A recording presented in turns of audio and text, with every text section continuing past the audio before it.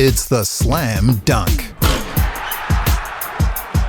Okay, so New Zealand, I think we need a serious conversation about where we are heading and what we're trying to achieve at the moment. Because right now we are tearing ourselves apart. We're fighting amongst ourselves. You know, our economy is going backwards. Interest rates are through the roof, that sort of thing, stubbornly high. Unemployment's rising. Our confidence is in free fall. I look out to the world and I see them getting on with it, basically. In short, we've lost our way, and economically and socially, we're going backwards, I reckon. And at times like this, we have to band together, and the common goal must be a common goal for Pakeha, for Māori, for Pacific, Asian, for all New Zealanders. We must be focused on our collective prosperity. Only we can get ourselves out of this mess, so we need to rethink how we're going to do it. We've got to stop the rot. We have to put an end to this totally unnecessary, pointless, divisive race debate that has come at the worst time ever. Frankly, we don't have time for it, nor do we need it. And there are barely enough of us here anyway to power out of this recession, so we don't need to be divided. The last thing we need is a stupid, pointless bun fight, which we all know takes us down a dead-end street and we go nowhere. We all know this. We've lived side by side for close on 200 years. We're young and there are grievances, and there has been a collective agreement largely to put all that right. And we have, and we still are, we're fighting all this. We can't turn the clock back. Countries worldwide were colonised to all sorts of degrees.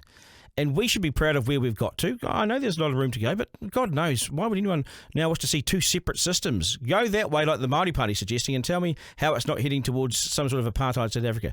They can't even keep the power on in those countries. So let's not go there. Māori for years have fought so damn hard to be part of the system, and they are there, either in government or close, the ministers around the cabinet table or outside the cabinet. And those jobs, and I've seen these, they carry the highest influence in the land. Now you want to step away and create your own system? It is a recipe for economic and social collapse. And watch New Zealand empty out as a response. It's total knee-jerk, over-the-top reactionary stuff. To something that ain't broken, I urge both sides to call off their dogs. And to Christopher Luxon, put David Seymour in his place and call off the review of this treaty. It's a dog whistle disaster of a policy that can only end up, all things going badly, with some kind of civil war, however that might be. And at Aori Waititi, you have to take Māori out of this grievance mode. I personally think that you're too aggressive, I think you're too divisive, and you're pining for some kind of fight. I think it's irresponsible. Your criticism of the budget as a Pakeha budget for Pakeha people and the Pakeha economy is equally as dog whistling and irresponsible. And it's quite frankly wrong. Amongst the billions spent in the budget, Māori will get superannuation.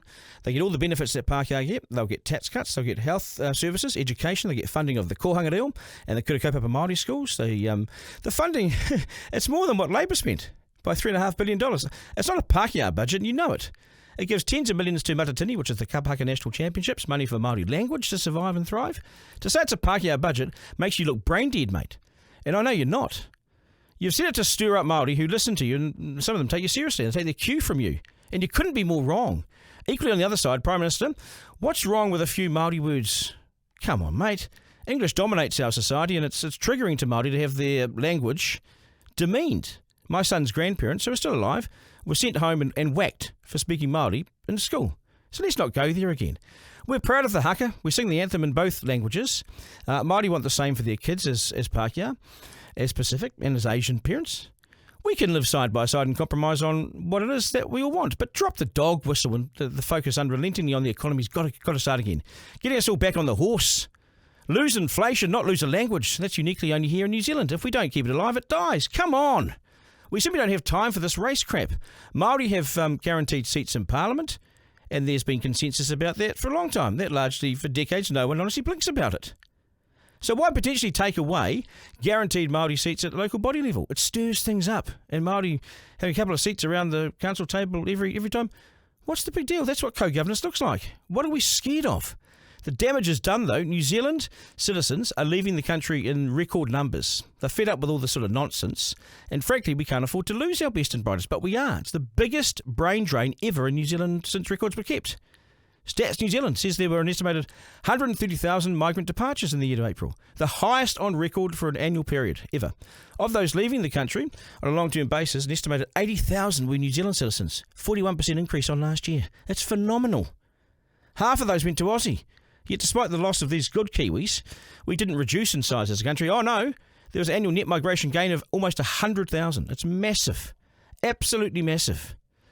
New Zealanders entered the country, but the migrants arrived in big numbers from India, The largest group was India, Philippines, China. For the first time ever, India has topped the list of those entering New Zealand. 60-odd thousand, and it's our young people, New Zealanders leaving. My niece and her BF are off this week. We had dinner with them the other night. They're gone. They may not be back.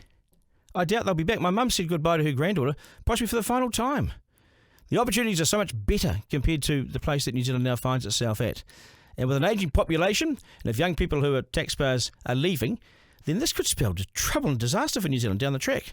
Sure, we are replacing these Kiwis with new migrants, but the rules have been so loose we barely know anything about who's coming into the country. We barely know them.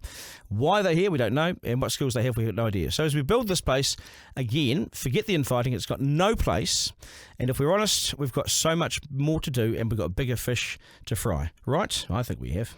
Garner.